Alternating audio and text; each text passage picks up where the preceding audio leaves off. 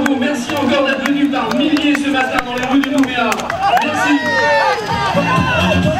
Je souhaite que, comme la majorité des Calédoniens, la Calédonie reste attachée à la France. C'est une question simplement même de démocratie.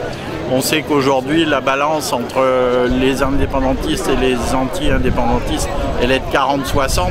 Donc démocratiquement, il n'y a pas photo, comme on dit, la Calédonie doit rester française.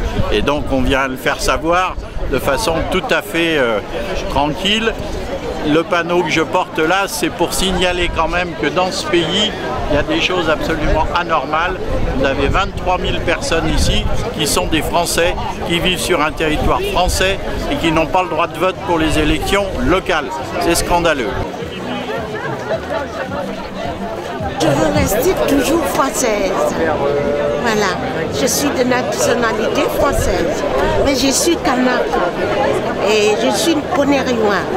Et je sais que la France nous aime dans tout. C'est pour ça que je suis là aujourd'hui. C'est important pour vous? C'est important pour moi. Et vous espérez que François Hollande va vous entendre?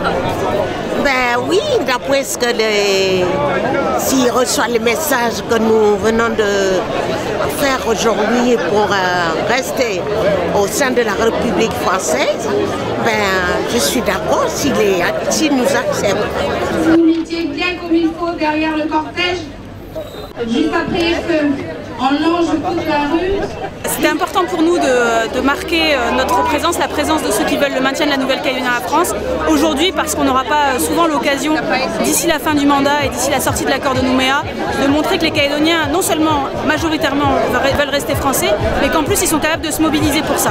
Et ce qu'on voit, c'est que visiblement les Calédoniens sont capables de se mobiliser pour rester français, et je pense que c'est un message important, alors que le gouvernement socialiste donne des signaux qui ne sont pas toujours très favorables à la France. Et vous pensez que vous allez être entendu, notamment du président de la République qui est en ce moment dans le Nord?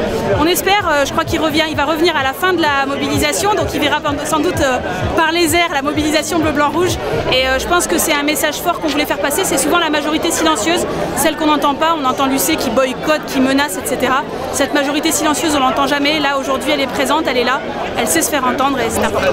Il est important d'organiser cette marche au moment de la visite du président de la République, car moi je n'arrive pas à comprendre et à admettre que le chef de l'État, la première personnalité de la République, n'ait pas d'avis sur l'avenir de la Nouvelle-Calédonie. Et donc cette mobilisation, c'est pour lui indiquer que s'il n'en a pas, eh bien qu'il nous écoute.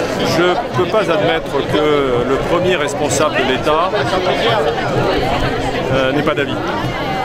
Soit il n'en a pas et je comprends pourquoi. Ça m'étonne à ce niveau de responsabilité, ou alors il veut nous cacher.